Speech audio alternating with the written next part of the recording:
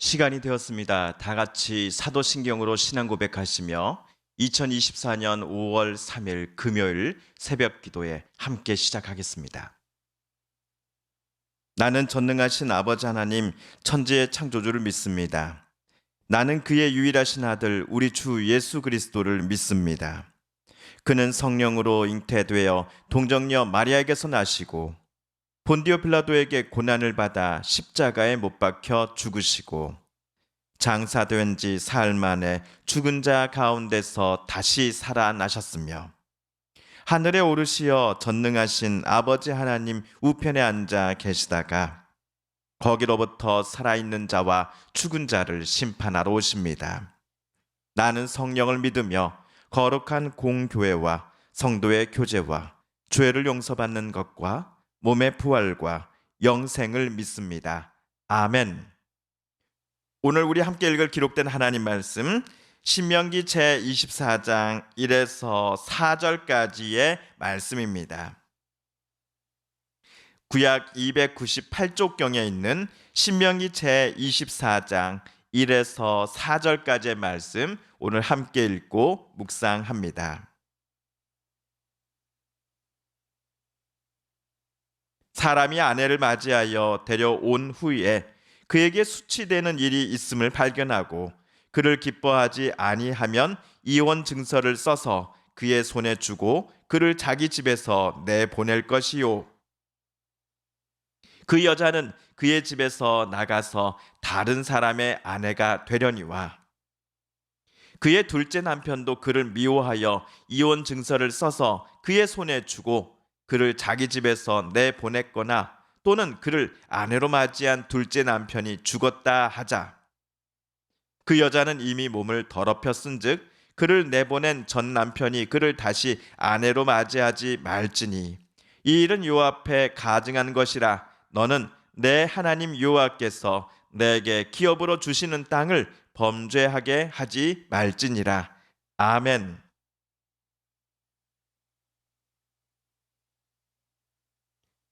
어제 본문에서 모세가 이스라엘 백성들에게 요청한 두 가지 규정들을 우리는 기억합니다. 첫 번째는 하나님께 서원하는 것이 개인의 자유이나 한 번 한 서원은 반드시 하나님께 지켜야 한다라는 것이었습니다. 하나님께서 서원한 사람에게만 복을 주시고 인도하심을 허락해 주시는 것이 절대로 아니었습니다. 서원은 누구의 강요나 눈치를 봐서 아니면 억지로 해서는 안 됩니다. 전적으로 본인의 자발적인 마음으로 하나님 앞에서 행해야 하는 것이 서원입니다. 그런데 어떤 사람이 본인의 자발적인 마음에 따라 했던 서원을 이런저런 핑계를 대며 미루고자 해서는 안 됩니다. 그 약속은 한 사람과 하나님 앞 사이에서 맺은 약속이기 때문입니다. 두 번째로 어제 모세가 말한 것은 이웃의 포도원이나 곡식밭에서 나온 것들을 현장에서 먹을 수는 있으나 자기가 가져온 낫으로 잘라서 바구니에 담아 본인 집으로 가져갈 수는 없다라는 것이었습니다. 현장에서 어떤 이가 이웃이 생산한 것들을 먹을 수 있다라고 모세가 말한 것은 이스라엘 공동체 안에 매우 극빈한 사람들을 가진 이들이 배려해 주라는 의미일 것입니다.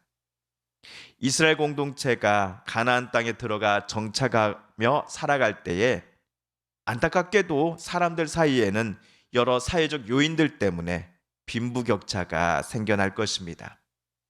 배가 고픈 이들이 포도원과 곡식밭에서 한 끼의 허기라도 비슷하게 해결할 수 있도록 그들의 이번 행동을 배려해 줄 것을 모세는 이스라엘 공동체에게 요청했습니다. 그럼에도 포도원이나 논밭의 소산물에다가 아예 낫을 대고서 바구니에 담아 자기 집으로 가져가는 것은 모세가 금지했습니다.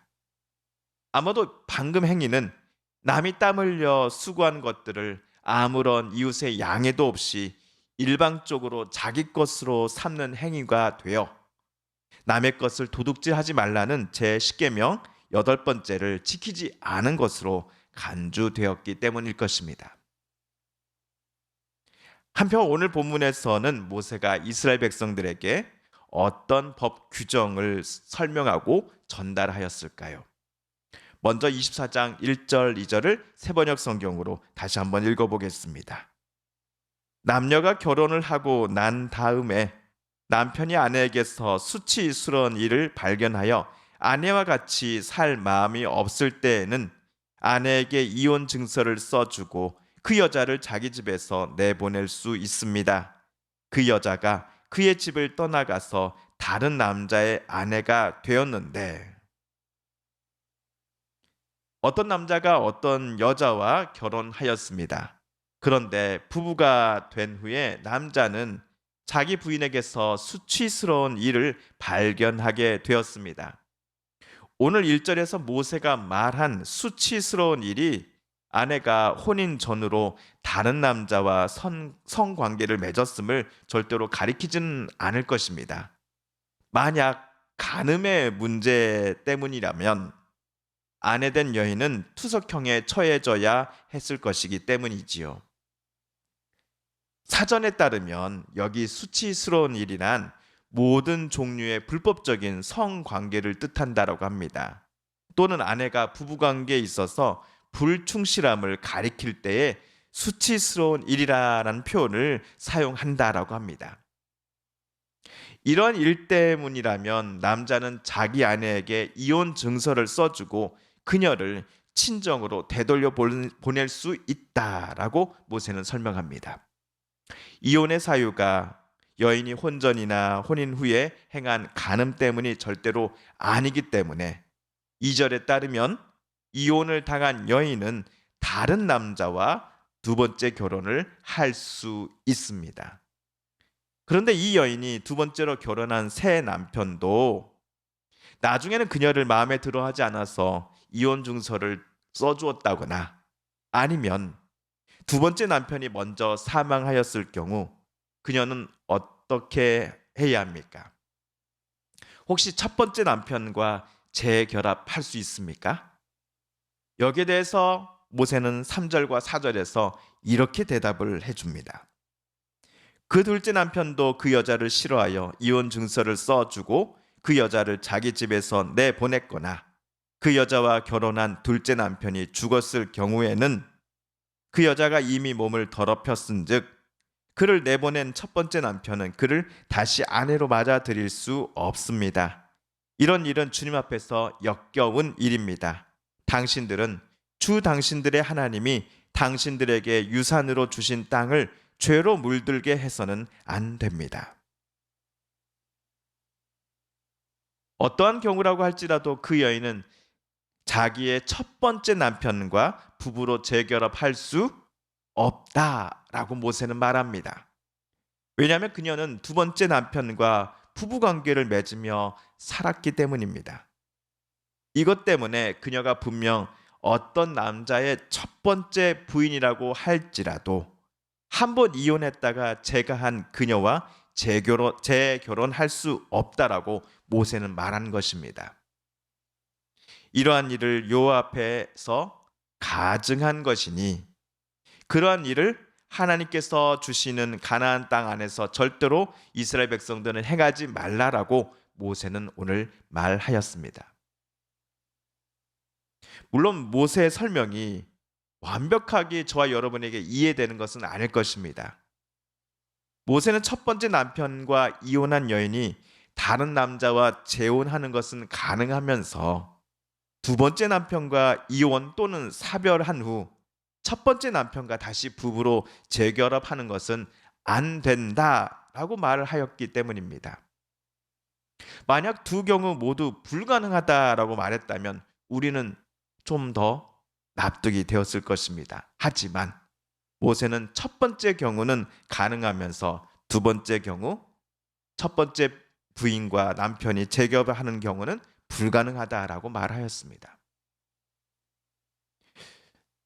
그럼에도 오늘 본문을 통해 우리는 한 남자와 한 여자가 서로 결혼을 하여 부부로 살아감에 있어서 서로를 존중하며 또 사랑하며 살아가야 한다라는 사실을 또한 교훈을 얻을 수 있을 것입니다. 5월 가정의 달을 맞이하여서 부부 사이에 또 부모와 자녀 사이에 서로의 인격을 존중하며 또 서로를 배려하고 사랑함을 다짐해 보는 이 아침 우리가 되었으면 좋겠습니다. 주님께서 가르쳐 주신 기도를 드리며 신명기 말씀 묵상 제 96번째 시간을 모두 마치겠습니다. 하늘에 계신 우리 아버지, 아버지의 이름을 거룩하게 하시며 아버지의 나라가 오게 하시며 아버지의 뜻이 하늘에서와 같이 땅에서도 이루어지게 하소서. 오늘 우리에게 일용할 양식을 주시고 우리가 우리에게 잘못한 사람을 용서하여 준 것 같이 우리 죄를 용서하여 주시고 우리를 시험에 빠지지 않게 하시고 악에서 구하소서. 나라와 권능과 영광이 영원히 아버지의 것입니다. 아멘. 사랑하는 성도 여러분, 오늘 우리가 가지고 나온 간절한 기도 제목 또한 하나님께 아뢰며 하나님의 은혜의 보좌 앞으로 더 가까이 나아가겠습니다. 개인기도 시간 갖습니다.